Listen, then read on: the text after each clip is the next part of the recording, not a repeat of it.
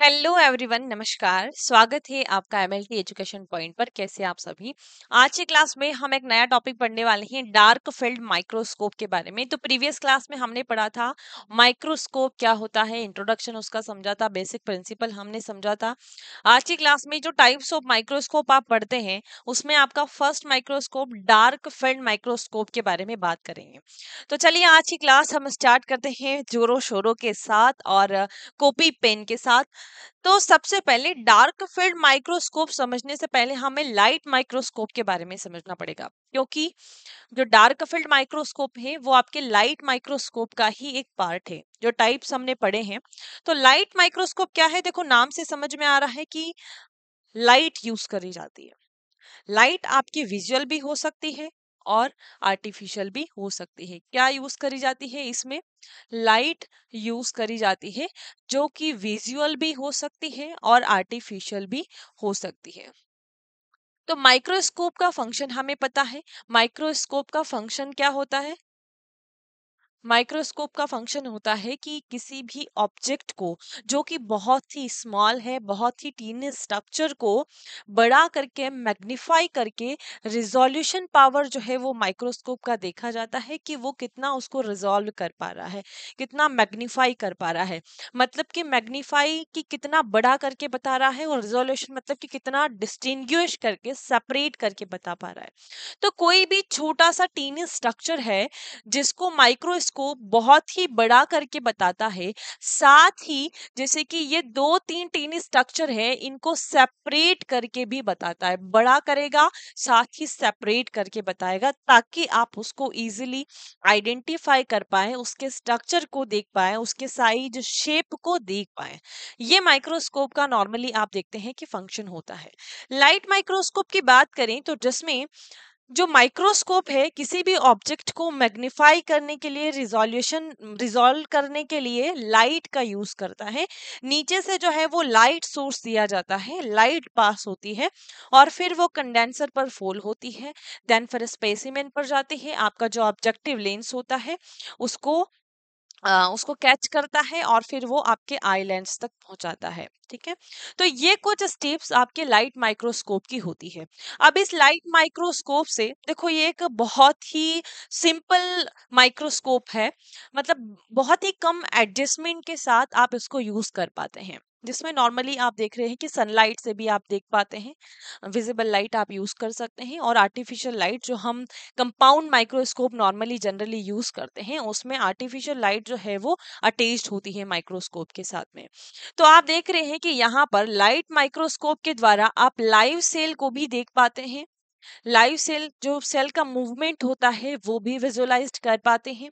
आप देख सकते हैं कि इसमें ट्रांसपेरेंट सेल को देखना है, ट्रांसपेरेंट सेल को देखना है तो भी देख पाते हैं, स्टेन्ड सेल को भी देख पाते हैं, एंड अनस्टेन अनस्टेन्ड सेल को भी ऑब्जर्व कर पाते हैं। साथ ही अगर कोई लाइट माइक्रो ऑर्गेनिज्म है या कोई लाइट ऑब्जेक्ट है, लाइट सेल है, उसको देखना हो, या फिर कोई डार्क सेल को देखना हो, तो आप आसानी से ऑब्जर्व और विजुअलाइज्ड कर पाते हैं।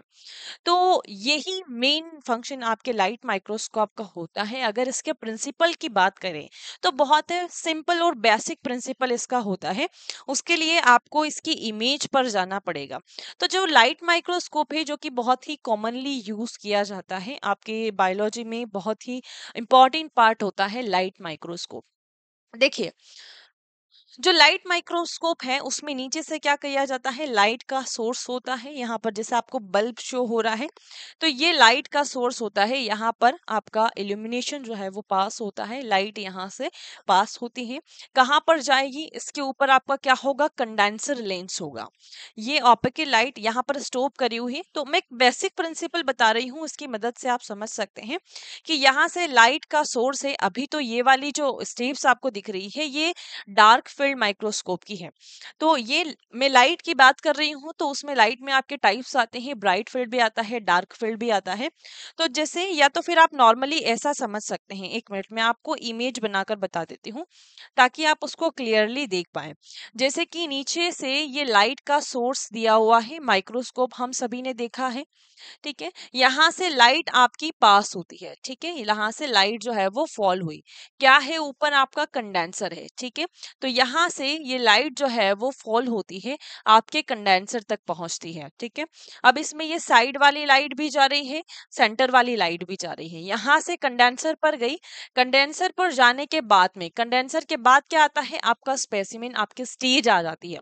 तो यहाँ पर आपका स्पेसिमेन रखा हुआ है, ये इस लाइट को स्कैटर्ड करेगी और कहाँ पहुंचाएगी, आपके ऑब्जेक्टिव लेंस पर पहुंचाएगी। ऑब्जेक्टिव लेंस का काम होता है कि इमेज को मैग्नीफाई करना, तो ये इस इमेज को मैग्नीफाई करेगा। ये जो लाइट आपके स्पेसिमेन से टकराकर आपके ऑब्जेक्ट तक गई है, ऑब्जेक्टिव लेंस तक गई है, वो उस लाइट का यूज करके जो इमेज है, जो ऑब्जेक्ट है, उसको मैग्नीफाई करेगा और कहाँ पर पहुंचाएगा, आपका जो अगला लेंस होता है जिसको ऑक्यूलर लेंस कहा जाता है, उस ऑक्यूलर लेंस तक पहुंचाएगा। वो उसको फर्दर मैग्नीफाई करेगा, क्योंकि प्राइमरी मैग्निफिकेशन यहाँ पर होता है, फिर सेकेंड मैग्निफिकेशन आपका यहाँ पर होता है, जो कि प्राइमरी इमेज को और ज्यादा मैग्नीफाई करके आपके सामने फाइनल इमेज प्रोड्यूस करता है। और फिर आई से आप उसको विजुलाइज कर लेते हैं, ठीक है, आंख से उस इमेज को देख लेते हैं कि कौन सा माइक्रो ऑर्गेनिज्म है, कितना उसने मैग्नीफाई किया है। तो फर्स्ट मैग्नीफाई यहाँ पर होता है और फिर सेकंड यहाँ पर होता है, फिर फाइनल मैग्निफिकेशन आपका आता है। तो ये एक लाइट माइक्रोस्कोप का बेसिक प्रिंसिपल होता है। तो यहाँ पर किसका यूज किया गया है, लाइट का यूज किया गया है। तो क्लियरली अब आपको थोड़ा बहुत समझ में आया होगा। अब लाइट माइक्रोस्कोप जो है उसके फर्दर टाइप्स होते हैं, जिसमें आपका ब्राइट फील्ड माइक्रोस्कोप आता है, डार्क फील्ड माइक्रोस्कोप आता है, फेस कॉन्ट्रास्ट माइक्रोस्कोप आता है और फ्लूरोसेंस माइक्रोस्कोप आता है। ब्राइट फील्ड माइक्रोस्कोप, नाम से देखो क्लियरली समझ में आ रहा है कि जहां पर फील्ड का मतलब होता है कि बैकग्राउंड, मतलब कि इस ब्राइट फील्ड माइक्रोस्कोप में आपके जो ऑब्जेक्ट के पीछे का बैकग्राउंड होगा वो ब्राइट होगा, और डार्क फील्ड में जहां पर आपके माइक्रो ऑर्गेनिज्म या ऑब्जेक्ट के पीछे का बैकग्राउंड है वो डार्क होगा। तो इन दोनों माइक्रोस्कोप में ज्यादा डिफरेंस नहीं है, बस एक कंडेंसर का डिफरेंस है। तो आज हम किसके बारे में बात करेंगे, डार्क फील्ड माइक्रोस्कोप के बारे में। फिर आपकी अगली क्लास में हम जो ब्राइट फील्ड माइक्रोस्कोप है उसके बारे में बात करेंगे। देखिए मैंने आपको बताया था कि जो माइक्रोस्कोप है ये तो आपका है सही लाइट माइक्रोस्कोप, उसके अलावा अगर आप बेस्ड ऑन आई पीस देखते हैं तो आई पीस को अगर देखेंगे कि एक आई पीस है या फिर दो आई पीस है, उसके आधार पर भी उसको डिवाइड किया गया है कि अगर एक आई पीस है तो उसको मोनोकुलर कहा जाएगा, अगर दो आई पीस है तो बाइनोकुलर कहा जाता है। लेंसेस के आधार पर देखेंगे कि अगर एक ही लेंस है, जो ऑब्जेक्टिव लेंस होता है, वो ऑब्जेक्टिव लेंस अगर एक ही है, कौन सा, ऑब्जेक्टिव लेंस, और यहाँ पर आई पीस में आ जाता है ऑक्यूलर लेंस, ठीक है, ऑक्यूलर लेंस। तो अगर एक ही है तो उसको सिंपल माइक्रोस्कोप कह देंगे, अगर दो से अधिक है तो उसको कंपाउंड माइक्रोस्कोप कह देंगे, ठीक है। तो या दो से अधिक है तो कंपाउंड माइक्रोस्कोप कहलाएगा। तो फिलहाल आप बात करते हैं आज की क्लास में डार्क फील्ड माइक्रोस्कोप के बारे में। देखिए डार्क फील्ड, सबसे पहले तो इसके नाम पर ही गौर कीजिए, इसी में इसका जवाब है डार्क फील्ड। तो फील्ड का मतलब मैंने आपको बताया ही है, और डार्क का मतलब आप जानते ही हैं। फील्ड, फील्ड का मतलब है बैकग्राउंड, बैकग्राउंड, बैकग्राउंड मतलब कि आप किसी भी लाइव सेल को यहाँ पर लिखते जाइए, या किसी भी माइक्रो ऑर्गेनिज्म को, जो कि आप मान सकते हैं, जो कि आप मान सकते हैं, चलो हिंदी लिख दिया आज मैंने, जो कि लाइव सेल है या फिर कोई ट्रांसपेरेंट सेल है, ट्रांसपेरेंट सेल है, या फिर आप मान सकते हैं यहाँ पर लाइट सेल है, या लाइट ऑब्जेक्ट कह सकते हैं, लाइट माइक्रो ऑर्गेनिज्म कह सकते हैं। लाइव सेल को देखना है, किसी ट्रांसपेरेंट सेल को देखना है, किसी लाइट माइक्रो ऑर्गेनिज्म को देखना है, या किसी unstained unstained unstained micro organism को या ऑब्जेक्ट को आप देखते हैं, कि जब भी किसी आप लाइव सेल्स ट्रांसपेरेंट या लाइट माइक्रो ऑर्गेनिज्म या फिर अनस्टेन्ड माइक्रो ऑर्गेनिज्म को ऑब्जर्व करते हैं, तो उसके जो पीछे का बैकग्राउंड होता है वो डार्क होगा। तो बैकग्राउंड क्या है आपका यहाँ पर? डार्क है, डार्क बैकग्राउंड वाला माइक्रोस्कोप। तो जब किसी डार्क बैकग्राउंड वाले माइक्रोस्कोप में आप देखेंगे तो आपका जो माइक्रो ऑर्गेनिज्म है या फिर जो ऑब्जेक्ट है वो कैसा होगा? वो लाइट होगा। जैसे कि आप यहाँ पर देखिए कि हमने ये आपकी एक स्लाइड ली है। इस स्लाइड में आपका स्पेसिमेन रखा हुआ है, ठीक है। ये स्पेसिमेन ले लेते हैं। स्पेसिमेन का देखिए ये हमने बैकग्राउंड बनाया है। इसके पीछे का ये जो बैकग्राउंड है वो क्या है? डार्क है। अब इस बैकग्राउंड में आप देख रहे हैं कि हम किसी लाइट या ट्रांसपेरेंट सेल को लेते हैं। दिखाई दे रहा है? ये बहुत ही ट्रांसपेरेंट है। देखो ये ट्रांसपेरेंट किसी भी लाइव सेल्स या फिर किसी अनस्टेन्ड माइक्रो ऑर्गेनिज्म को आप देखते हैं तो वो कितना क्लियरली विजिबल होता है, क्योंकि उसके पीछे का बैकग्राउंड जो है वो डार्क है। अगर आप इस तरीके के माइक्रो ऑर्गेनिज्म को या इस तरीके के ऑब्जेक्ट को ब्राइट फील्ड में देखेंगे तो आपको क्लियरली विजिबल नहीं होगा। क्यों? क्योंकि उसके पीछे का जो बैकग्राउंड है ये वाला वो लाइट होगा। तो लाइट में जब आप लाइट माइक्रो ऑर्गेनिज्म या लाइट ऑब्जेक्ट को देखते हैं तो वो क्लियरली विजिबल नहीं होता है, वो उसको क्लियर डिफरेंशिएट नहीं कर पाता है। देखो जो डार्क फील्ड माइक्रोस्कोप होता है ना, वो ब्राइट फील्ड माइक्रोस्कोप के जैसा ही होता है, वैसा का वैसा होता है सेम। बस एक सिंपल से कंडेंसर का डिफरेंस होता है दोनों में। क्योंकि उसमें जो आपके डार्क फील्ड माइक्रोस्कोप है इसमें एक ऐसा कंडेंसर यूज किया जाता है जो कि लाइट को रोक लेता है, और लाइट को रोक लेगा तो क्या होगा? आपका जो बैकग्राउंड है वो डार्क हो जाएगा और आप किसी भी ऑब्जेक्ट को जो कि लाइट ट्रांसपेरेंट या अनस्टेन से उसको क्लियर विजुअलाइज कर पाएंगे। तो यहाँ पर आप देख सकते हैं कि जो डार्क फील्ड माइक्रोस्कोप होता है, एक मिनट, जो डार्क फील्ड माइक्रोस्कोप होता है जिसको डार्क ग्राउंड माइक्रोस्कोप भी कहा जाता है। क्या कहा जाता है? Dark ground microscope is a spatial microscope that use illumination to improve contrast in a specimen. Specimen में contrast को improve करने के लिए हम ये use करते हैं। That are difficult to view under the normal light microscope. मैंने बताया कि normally आप उसको light microscope में या bright field microscope में नहीं देख पाते हैं। उसके लिए हम spatial dark field microscope use करते हैं। In dark field microscope, the object appear bright against a dark background. मतलब कि आपका जो ऑब्जेक्ट है वो कैसा अपीयर होगा? ब्राइट। ब्राइट अपीयर होगा क्योंकि उसके पीछे का जो बैकग्राउंड है वो क्या है?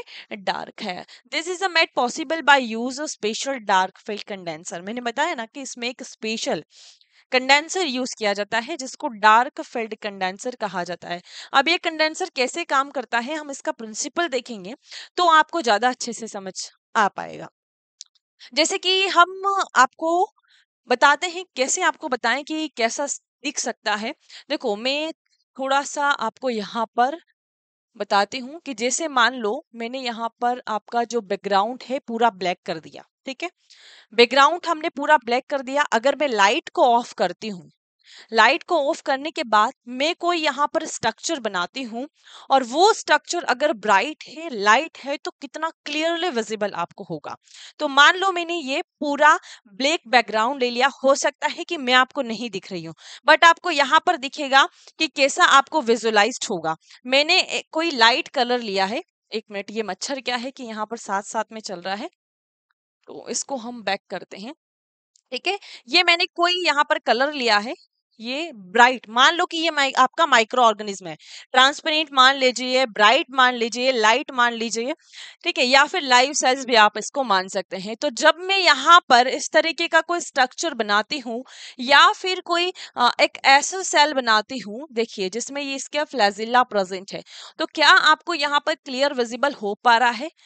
मैं आपको नहीं दिख रही हूँ पर यहाँ पर ये आपको दिख रहा है। क्यों दिख रहा है? क्योंकि इसके पीछे का बैकग्राउंड जो है वो डार्क है। तो जब आप डार्क फील्ड माइक्रोस्कोप के अंदर देखते हैं तो उसका पीछे का बैकग्राउंड कुछ ऐसा होता है। आपकी जो स्लाइड, आपका जो स्पेसिमेन रखा हुआ है, जो इमेज आपको माइक्रोस्कोप में दिख रही है, उसका बैकग्राउंड कुछ ऐसा होगा और उस पर जो ऑब्जेक्ट है, उसका पर जो माइक्रो ऑर्गेनिज्म है वो इस तरीके से ब्राइट और लाइट आपको दिखाई देंगे। अब क्लियर प्रिंसिपल आई होप आपको समझ में आया होगा। चलिए फिर से हमारे टॉपिक पर चलते हैं। देखिए इन डार्क फील्ड माइक्रोस्कोप ये हमने बात कर ही ली है इसके बारे में। तो डार्क फील्ड माइक्रोस्कोप को और अच्छे से समझने के लिए हमें इसका प्रिंसिपल समझना पड़ेगा। तो चलिए इसके प्रिंसिपल पर चलते हैं। ये आपका यहाँ पर रहा माइक्रोस्कोप, कुछ ऐसा ही आपका डार्क फील्ड माइक्रोस्कोप जो है वो होता है। ये लाइट माइक्रोस्कोप ही है। आपका प्रिंसिपल देख लीजिए आप यहाँ पर कि डार्क फील्ड माइक्रोस्कोप या microscopy use a light microscope, जिसमें हम क्या यूज करते हैं, लाइट माइक्रोस्कोप का यूज करते हैं, क्योंकि ये लाइट माइक्रोस्कोप का ही एक टाइप है। Equipped with a special condenser, इस चीज को आप ध्यान रखें, बस यही डिफरेंस है आपका। जो ब्राइट और लाइट का जो डिफरेंस है बस यही है। जैसे कि अगर आप ब्राइट की बात करते हैं, ब्राइट माइक्रोस्कोप की बात करते हैं, तो ब्राइट में आपकी इमेज आपको कैसी दिखेगी, डार्क दिखेगी। अगर आप जैसे डार्क की बात करते हैं, डार्क फील्ड माइक्रोस्कोप की, तो आपकी इमेज कैसी होगी, ब्राइट होगी। ठीक है, तो यही डिफरेंस इन दोनों में होता है। और इसके बीच का जो डिफरेंस है वो कौन बताता है, आपका स्पेशल कंडेंसर, जो कि डार्क फील्ड माइक्रोस्कोप के अंदर होता है। ठीक है, तो चलिए यहाँ पर देखते हैं हम कहाँ थे कि special condenser an objective which brightly illuminate the object again a dark background, dark background के अगेंस्ट आपकी इमेज जो है वो बहुत ही ब्राइट और लाइट जो है वो आपको दिखाई देती है। तो प्रिंसिपल के लिए हमें इसका डायग्राम बनाना पड़ेगा, तभी आपको अच्छे से समझ में आएगा। आप चाहो तो साथ साथ बना सकते हैं, आप चाहो तो बाद में भी बना सकते हैं। अभी फिलहाल समझ सकते हैं, बाद में बना लेना। चलिए, तो यहाँ पर सबसे पहले हम इस तरीके से स्ट्रक्चर इसका ड्रॉ करते हैं। यहाँ पर नीचे आप बना लीजिए, ये आपका लैंप लगा लीजिए। ये लाइट का सोर्स हमने यहाँ पर लगा दिया है। ठीक है, ये क्या है, आपका लाइट सोर्स, जिसकी वेवलेंथ आप मान लो कि 400 टू 700 nm जो है इसकी वेवलेंथ है, इसकी वेवलेंथ है। ठीक है, अब चलिए ऊपर की तरफ चलिए कि यहाँ से मान लो लाइट पास हो रही है, तो लाइट को हम इसी से पास करते हैं।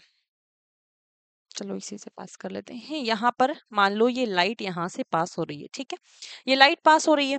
अब आप ऊपर की तरफ चलेंगे तो क्या आता है, आपका कंडेंसर आता है। जो फर्स्ट में ही आप मैंने लाइट माइक्रो स्कोप का जो डायग्राम है वो ड्रॉ किया था, तो मैंने आपको बताया था कि यहाँ पर आपका क्या आएगा, कंडेंसर आएगा। ठीक है, तो यहाँ पर कंडेंसर आप बना लेते हैं। ये कंडेंसर हमने बना लिया। अब देखो, कंडेंसर के बाद में क्या आएगा, आपका स्पेसिमिन आएगा। तो कंडेंसर से आपकी लाइट जो है वो कुछ इस तरीके से पास होती है, बीच में आपका यहाँ पर जो है वो स्पेसिमिन आ जाता है। और कंडेंसर के बाद आप चलते हैं तो आपका ऑब्जेक्टिव लेंस आता है। पहले पूरा डायग्राम जो है हम ड्रॉ कर लेते हैं, उसके बाद में इसके बारे में समझेंगे। तो ये आ गया, यहाँ पर आपका कंडेंसर के बाद आपकी स्टेज आ जाती है, स्टेज के ऊपर आपका ऑब्जेक्टिव लेंस आ जाता है। और ऑब्जेक्टिव लेंस के बाद में आपका यहाँ पर क्या आता है, ऑक्यूलर लेंस आ जाता है। ठीक है, एक मिनट, इसको थोड़ा सा इधर कर देते हैं। ये आपका क्या आता है, यहाँ पर ऑक्यूलर लेंस। और ऑक्यूलर लेंस से आप इसको विजुलाइज कर लेते हैं, और यहाँ पर आपकी ये आंख बना लेते हैं जहां से आप इसको ऑब्जर्व करते हैं। अब यहाँ से लाइट पास हुई, मैंने बोला कि जो कंडेंसर होता है, ये स्पेशल टाइप का कंडेंसर जो है वो डार्क फील्ड माइक्रोस्कोप में यूज होता है। तो यहाँ पर देखेंगे कि एक पैचस्टोप लगा हुआ होता है कंडेंसर के जस्ट नीचे, यहाँ पर एक पैचस्टोप लगा हुआ होता है, जिसे ओपेकी ओपेको डिस्क कहते हैं, ओपेको डिस्क कहते हैं। ये कुछ इस तरीके की होती है, आप देखेंगे तो ये इस तरीके की होती है, जिसको एन्यूलर रिंग या फिर एन्यूलर होलो एरिया भी आप कह सकते हैं, एन्यूलर होलो एरिया भी आप कह सकते हैं। ये इसका यूनिक स्ट्रक्चर होता है। इसी के कारण जो भी स्ट्रक्चर में चेंजेस होता है, या जो भी इसके प्रिंसिपल में चेंजेस होता है, स्ट्रक्चर नहीं, जो भी प्रिंसिपल में चेंजेस होता है ब्राइट फील्ड से डार्क फील्ड में, इसका जो डार्क बैकग्राउंड होता है वो इसी के कारण होता है। क्योंकि यहाँ पर हमने क्या लगा दिया, हमने एक पैचस्टोप लगा दिया जो कि लाइट को यहीं पर रोक लेगा।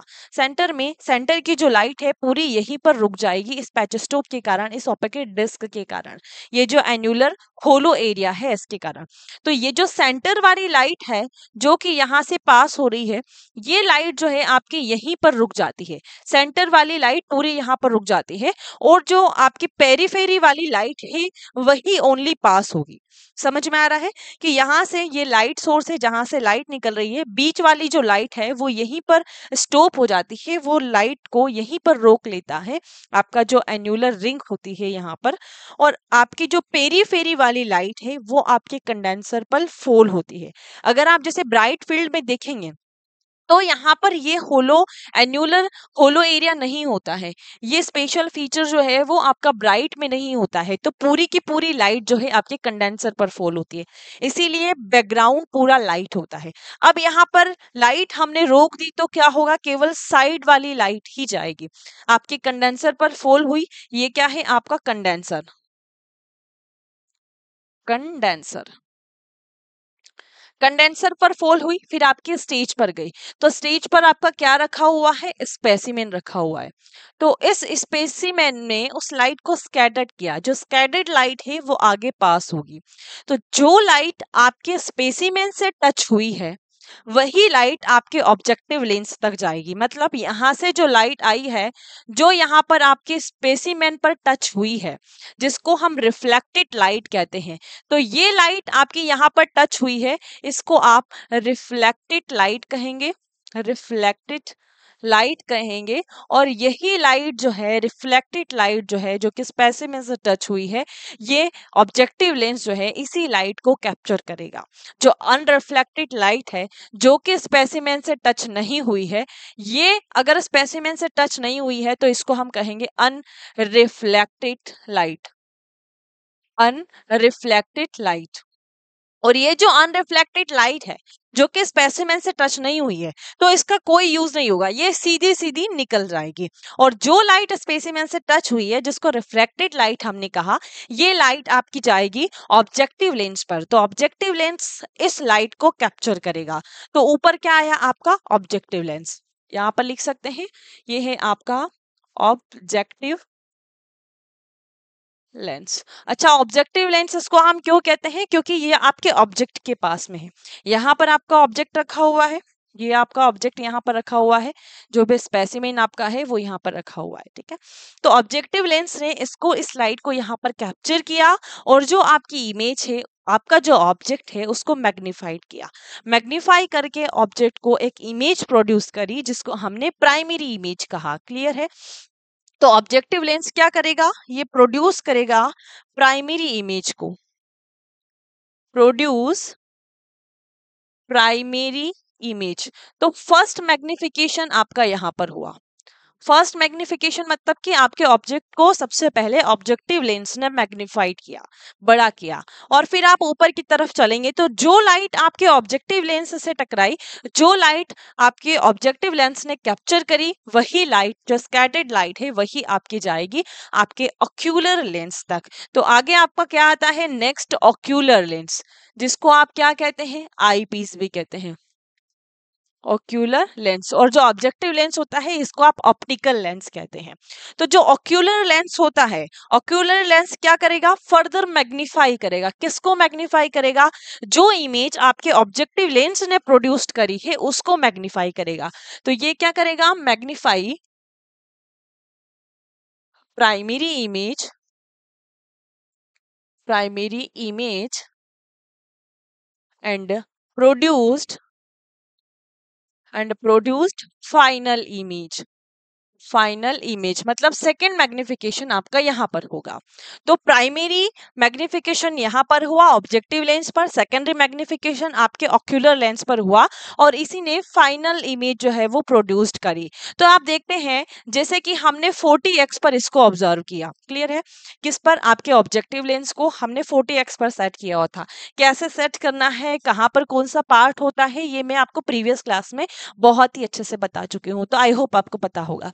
40x का लेंस हमने यहाँ पर सेट किया हुआ था, और आपका जो आई पीस वाला लेंस है जिसका मैग्निफिकेशन पावर कितना है 10x, तो 40x और 10x तो इनटू आप करेंगे तो आपका यहाँ पर टोटल मैग्निफिकेशन निकल कर आ जाएगा। तो टोटल मैग्निफिकेशन कितना हुआ 400x, मतलब कि कोई ऑब्जेक्ट यहाँ पर रखा हुआ है तो इस माइक्रोस्कोप ने उस ऑब्जेक्ट को 400 गुना बड़ा करके बताया है। अब आपको आई होप समझ में आया होगा। तो ऑक्यूलर लेंस से फाइनल इमेज प्रोड्यूस्ड हुई और आपने उस फाइनल इमेज को विजुलाइज्ड किया। यहाँ पर आप आई रखेंगे और उसको विजुलाइज्ड करेंगे। तो ये पूरा प्रिंसिपल जो है आपके डार्क फील्ड माइक्रोस्कोप का होता है। विद एग्जांपल मैंने आपको बता दिया है। आई होप आज के बाद आप कभी नहीं भूलेंगे कि डार्क फील्ड माइक्रोस्कोप का प्रिंसिपल क्या होता है, कैसे वो काम करता है। अब हम चलते हैं इसकी नेक्स्ट स्टेज पर। नेक्स्ट स्टेज आती है आपकी की एप्लीकेशन, मतलब कि जो डार्क फील्ड माइक्रोस्कोप है उसका यूज मेनली हम किसके लिए करते हैं। तो अगर आप आइडेंटिफाई करना चाहते हैं अनस्टेन्ड और लिविंग सेल्स को या माइक्रो ऑर्गेनिज्म को, या फिर किसी ट्रांसपेरेंट सेल्स को या ब्राइट सेल्स को, ब्राइट ऑब्जेक्ट कह सकते हैं, या ब्राइट माइक्रो ऑर्गेनिज्म को आप देखना चाहते हैं, तो उसके लिए हम डार्क फील्ड माइक्रोस्कोप यूज करते हैं। तो डिटेक्शन ऑफ ट्रिपोनेमा पैलिडियम स्पाइरोचिट देखना है, मतलब कि जो सिफिलिस का पॉजिटिव एजेंट होता है ट्रिपोनेमा पैलिडियम। तो कभी भी एग्जाम में पूछा जाए तो आप लिख सकते हो कि जो डार्क फील्ड माइक्रोस्कोप है, इस तरीके के ऑप्शन आपके सामने अगर दे देंगे कि ये मान लो ये माइक्रो ऑर्गेनिज्म है, इस माइक्रो ऑर्गेनिज्म को आप कौन से माइक्रोस्कोप के द्वारा देखेंगे। तो अगर आप जैसे ट्रेपोनेमा पैलेडियम स्पाइरोचेट को देखना चाहते हैं तो वो क्या है कि ब्राइट होता है, तो उसके लिए आपको डार्क फील्ड माइक्रोस्कोप यूज करना होगा। डिटेक्शन ऑफ लेप्टोस्पेरिया इन यूरिन में लेप्टोस्पेरिया को देखना है, या फिर आपको बोरेलिया को विजुलाइज करना है इन ब्लड में, या फिर आपको विब्रियो कोलेरा को देखना है, कॉम्पिलोबैक्टर को देखना है स्टूल में, तो भी आप डार्क फील्ड माइक्रोस्कोप ही यूज करेंगे। विजुलाइज्ड मूवमेंट ऑफ सेल्स, किसी सेल्स का कल्चर में आपको किसी सेल का मूवमेंट देखना है, उसका स्ट्रक्चर जानना है, जैसे फ्लैजिला का मूवमेंट आपको देखना है, ठीक है, जो फ्लैजिलेटेड सेल होती है तो वो कैसे मूव कर रही है उसको देखना है, स्पर्म सेल्स को भी देखना है, तो भी आप डार्क फील्ड माइक्रोस्कोप यूज कर सकते हैं। तो ये इसके कुछ एप्लीकेशंस होते हैं। अब दिखता कैसा है उसकी इमेज भी मैं आपको बता देती हूँ। तो यहाँ पर देख रहे हैं जैसे कि ये लाइव सेल्स है, इसमें बोरेलिया का स्ट्रक्चर भी है, स्पाइरोचेट का स्ट्रक्चर भी है, जो कि डार्क बैकग्राउंड में जो लाइट या ब्राइट माइक्रो ऑर्गेनिज्म या ऑब्जेक्ट होता है वो कुछ इस तरीके का दिखता है। तो इस इमेज को जरा ध्यान से देखिए, ये ऐसा क्यों दिखा, क्योंकि जो लाइट है उसको हमने नीचे ही रोक लिया था, जो पेरीफेरी वाली लाइट है वही केवल स्पेसिमेन पर प्रोड्यूस्ड हुई, स्पेसिमेन पर गई, वहां पर टच हुई और उसने फिर आगे उस लाइट को ऑब्जेक्टिव लेंस तक पहुंचाया। तो उसका पूरा बैकग्राउंड जो है वो डार्क हो जाता है, जिसमें आप किसी लाइट ब्राइट माइक्रो ऑर्गेनिज्म को देख पाते हैं। क्लियर है। तो ये बहुत ही ब्यूटीफुल पिक्चर आपके सामने है ब्राइट माइक्रो ऑर्गेनिज्म की। तो अब हम बात कर लेते हैं आपके अगले एडवांटेज और डिसएडवांटेज के बारे में। एडवांटेज क्या होता है ब्राइट फील्ड माइक्रोस्कोप का? सबसे पहला एडवांटेज तो ये है कि आप किसी अनस्टेन्ड एंड ट्रांसपेरेंट ऑब्जेक्ट को देख पाते हैं, आप किसी लिविंग सेल को क्लियरली विजुलाइज कर पाते हैं। Same organism can be viewed without staining, मतलब कि सेम नहीं, सम ऑर्गेनिज्म, कुछ ऑर्गेनिज्म को आप बिना स्टेनिंग पे भी इसमें देख पाते हैं, जैसे कि आप ब्राइट फील्ड में देखेंगे। तो ब्राइट फील्ड में आपको आप अगर किसी अनस्टेन्ड माइक्रो ऑर्गेनिज्म को देखते हैं तो वो क्लियरली आपको नहीं दिखेगा, आपको स्टैनिंग करनी पड़ेगी। हाँ, अगर कोई सेल है उसका खुद का ही अपना कोई रंग है, जैसे प्लांट सेल्स को ले लो, तो अगर किसी प्लांट सेल का खुद का ही अपना रंग है तो वो आपको दिख जाएगा, क्योंकि वो खुद रंग है तो अपना भी एक खुद रंग होना चाहिए। अगर आप खुद रंग है, अगर आप पॉजिटिव हैं तो आपको दुनिया भी रंगीन दिखेगी। हर चीज को मैं कहती हूँ कि आप पॉजिटिव लेकर चले, आपके जीवन में सारी चीजें जो है वो अच्छी होती जाएगी, अपने आप अच्छा होता जाएगा, क्योंकि आपकी सोच पॉजिटिव है। तो चलो टॉपिक पर आते हैं। हाँ, useful for study of external feature of organism cell. आप किसी भी सेल का एक्सटर्नल फीचर, अगर आपको उसकी बाउंड्री के बारे में कुछ जानना है तो आप डार्क फील्ड माइक्रोस्कोप के द्वारा जान सकते हैं। इसका एक डिसएडवांटेज ये होता है कि अगर आपने जो स्लाइड ली है उस स्लाइड पर अगर थोड़ी सी भी डस्ट रह गई, या फिर आपने जो कवर स्लिप यूज करी है, मान लो आपके पास में ये स्लाइड है और इस पर आपने कवर स्लिप यूज की, तो ये कवर स्लिप या फिर स्लाइड पर थोड़ी सी भी डस्ट है ना, तो ये उस डस्ट को भी बताता है डार्क फील्ड माइक्रोस्कोप। तो ये इसका एक डिसएडवांटेज है। साथ ही आपको इसमें फोकस करने में थोड़ी सी डिफिकल्टी आती है, और very sensitive to dust, a small amount of dust will already light up of the dark background. तो वो भी इसमें आपको विजुअलाइज्ड, मतलब कि विजुअल होती है, दिखती है। साथ ही जैसे कि डिफिकल्टी आपको कब आएगी, कि मैंने बताया कि, बताया नहीं सॉरी, अब बता देती हूँ, कि इसमें आपको ऑयल भी यूज करना रहता है। तो ऑयल अगर आप लगाते हैं कंडेंसर पर, और वो ऑयल अगर आप अनसफिशिएंट है, अगर सफिशिएंट नहीं है, या फिर जो ऑयल आपने लगाया है उसमें एयर बबल्स आ रहे हैं, तो एयर बबल्स आने के कारण ये जो आप देखते हैं, विजुअलाइज्ड करते हैं, उसमें आपको क्लियर विजिबल नहीं होगा।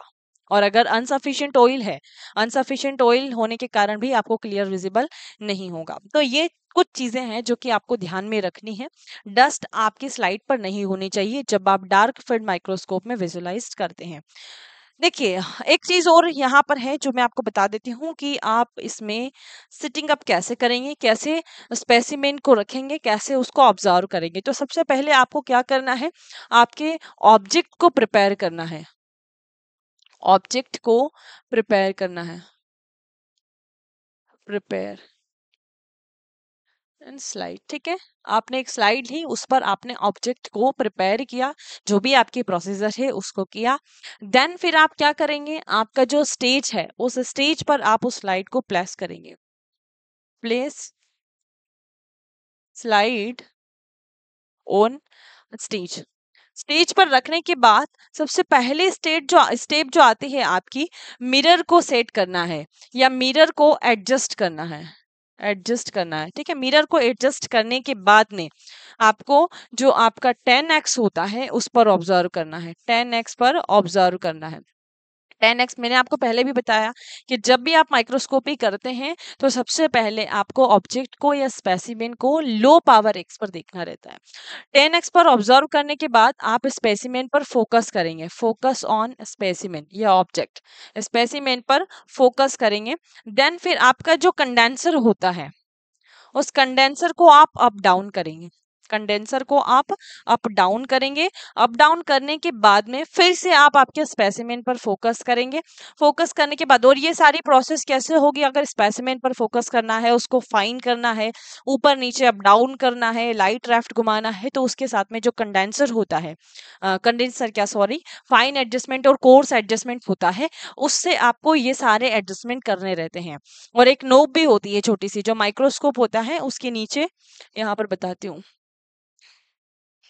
देखिए, ये जो माइक्रोस्कोप होता है, यहाँ पर आपको दिख रहा है, ये नोब होती है, ये फाइन एडजस्टमेंट और कोर्स एडजस्टमेंट के लिए होता है। इससे आप इस स्टेज को अप डाउन कर सकते हैं। ये जो यहाँ पर क्लिप लगा हुआ है, आपका जो स्पेसिमेन जहाँ पर आप स्टेज पर रखते हैं, उसको भी आप राइट लेफ्ट कर सकते हैं। और इस स्टेज को भी आप आगे पीछे अप डाउन भी कर सकते हैं और आगे पीछे भी कर सकते हैं। तो यहाँ पर आपको स्पेसिमेन रखना है, और स्पेसिमेन रखने के बाद आपने कंडेंसर को अप डाउन किया, देन फिर से आपको स्पेसिमेन पर फोकस करना है, और फिर हम 40x पर उसको ऑब्जर्व करेंगे और आपके स्पेसिमेन पर फोकस करेंगे। स्पेसिमेन पर फोकस करना है, देन आप इसको ऑयल इमर्शन पर भी देख सकते हैं। 40x पर देखने के बाद आपको ऑयल इमर्शन पर देखना है, ठीक है, ताकि आपको क्लियरली विजिबल हो। और देन आप आई पीस पर अपनी आंख रखकर और उस इमेज को ऑब्जर्व कर पाते हैं, जो मैग्नीफाइड इमेज प्रोड्यूस्ड करी है उसको आप ऑब्जर्व कर पाते हैं। ये तो बेसिक स्टेजेस होती है जो कि हमें प्रैक्टिकल करते करते आई जाती है, लेकिन कुछ स्टेप्स जो होती है हमें उन चीज़ों को ध्यान में रखते हुए चलना है, ताकि आपको फाइन इमेज जो है आपके सामने बने और उस इमेज को आप क्लियरली अच्छे से विजुअलाइज कर पाए। तो यही है बस ब्राइट फील्ड माइक्रोस्कोप के बारे में, जो कि आज की क्लास में हमने पढ़ा।